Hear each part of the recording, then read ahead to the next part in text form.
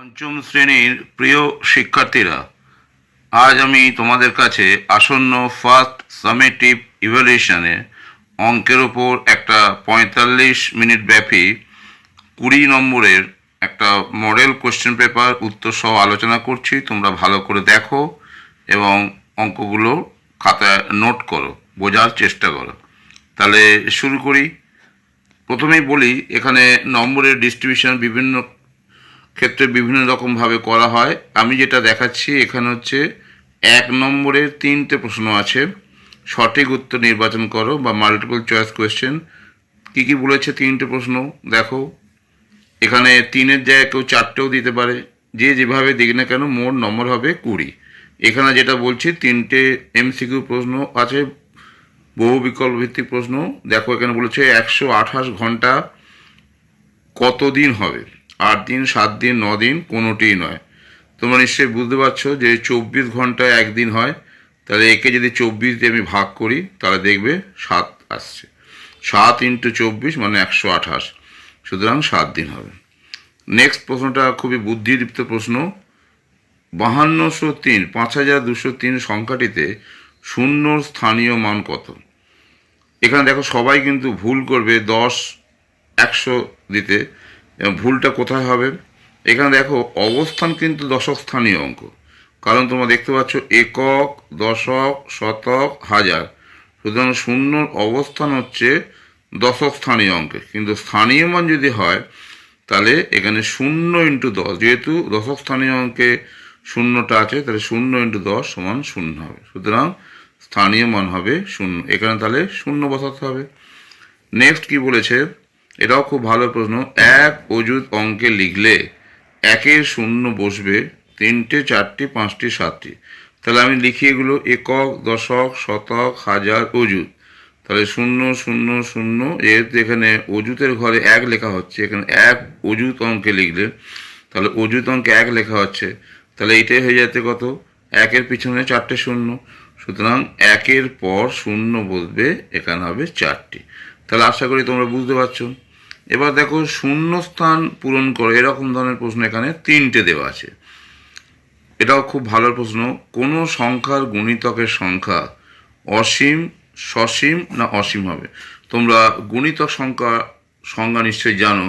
কোনো সংখ্যাকে যে কোনো সংখ্যা দিয়ে গুণ করলে সেটা তার গুণিতক সংখ্যা হয়।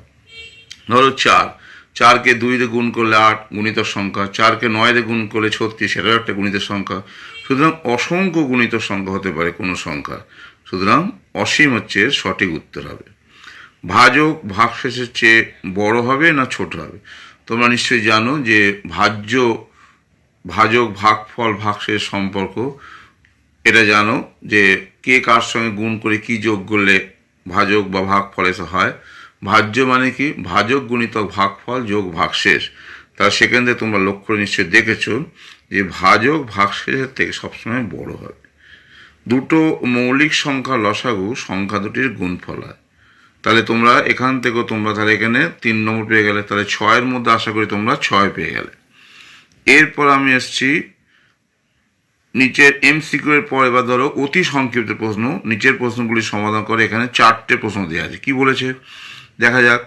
একটি বাড়ির ৬/৭ অংশ রং করা হয়েছে, কত অংশ রং করা বাকি আছে? সমস্ত অংশকে ১ ধরা হয়, তাহলে ১ বিয়োগ ৬/৭ মানে হচ্ছে ১/৭ অংশ। ৬০১ সেকেন্ড সমান কত মিনিট কত সেকেন্ড? যেহেতু ১ মিনিট মানে হচ্ছে ৬০ সেকেন্ড, তাহলে ৬০ দিয়ে যদি ভাগ করা যায় তাহলে ১০ মিনিট ১ সেকেন্ড হবে, যেহেতু ১ ভাগশেষ থাকছে। ২ অঙ্কের বৃহত্তম মৌলিক সংখ্যা কত? ৯৯, কারণ মৌলিক সংখ্যা ২ অঙ্কের শুরু হয়। ২ অঙ্কের বৃহত্তম মৌলিক সংখ্যা কত? এটা কিন্তু ৯৯ হবে না, এটা আমি ভুল করেছি। এটা তাহলে কি হবে? তোমরা হিসাব করে দেখো। ৯০ থেকে ৯৯-এর মধ্যে কি কি সংখ্যা হতে পারে? ৯০-এর পর ধরো ৯১ হতে পারে, ৯১ হতে পারে, আর কি হতে পারে? ৯২ হতে পারে, ৯৩, ৯৪, ৯৫, ৯৬, ৯৭, কত হতে পারে এখানে? এটা তোমরা করে দেখো। খুব সম্ভবত এখানে কারেক্ট অ্যান্সার হবে ৯৭। আমি আগে লিখেছিলাম ৯৯, এটা ভুল হবে, কারণ মৌলিক সংখ্যা এখানে দেখো 97 কোনো সংখ্যা দিয়েই ভাগ যাবে না, কারণ মৌলিক সংখ্যার সংজ্ঞা হচ্ছে কোনো সংখ্যা যদি এক ও সেই সংখ্যা ছাড়া অন্য কোনো সংখ্যাতে বিভাজ্য না হয়। এখানে 97 হবে বৃহত্তম দুই অঙ্কের মৌলিক সংখ্যা, কারণ 99কে 3 দিয়ে ভাগ হয়ে যাচ্ছে, সুতরাং এটা হবে না। সুতরাং কারেক্ট অ্যান্সার হবে দুই অঙ্কের বৃহত্তম মৌলিক সংখ্যা 97। ওকে, একটি সংখ্যা লেখো যা মৌলিকও নয় আবার যৌগিকও নয়।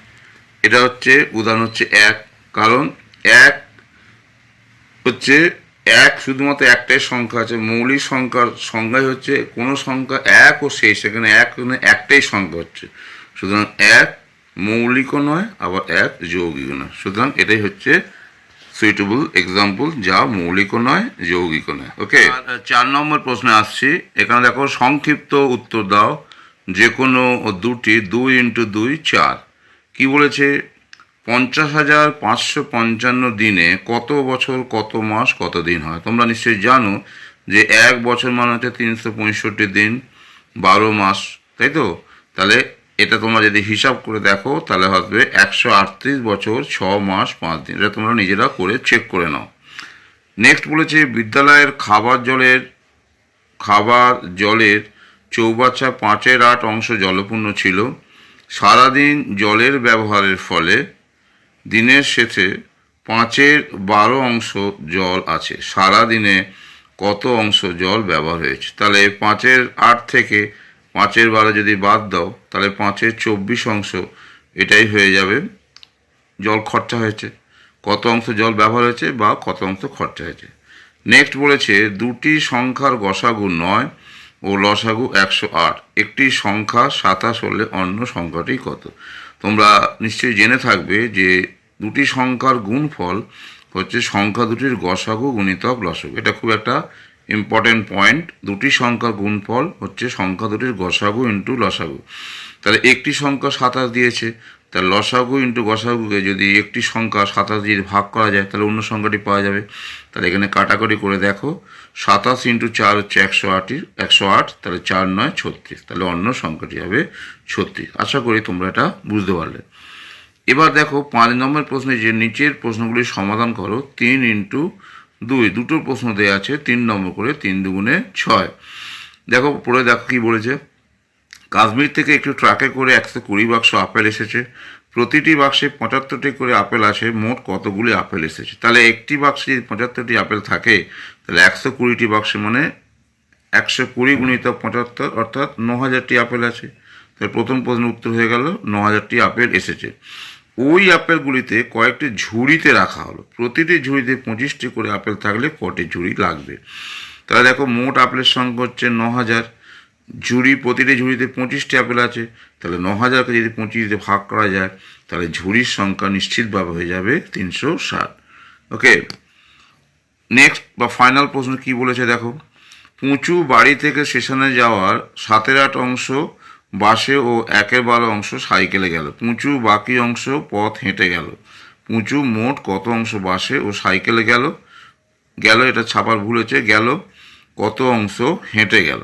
তাহলে বাসে ও সাইকেলে পুঁচু যদি যায় তাহলে মোট গেছে বাসে ও সাইকেল 7/8 যোগ 1/12, 7/8 যোগ 1/12।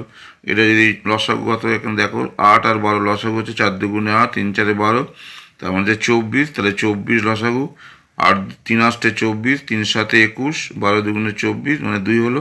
তাহলে 23/24 অঙ্ক বাসে ও সাইকেল যাচ্ছে। যেহেতু সমগ্র পথ হচ্ছে 1 অংশ তাহলে অবশিষ্ট পথ এখানে হচ্ছে হেঁটে গেল। তাই এটা আমার ভুল লেখা হয়েছে, এটা হয়ে গেল তাহলে হেঁটে গেল। এটা হয়ে গেল হেঁটে।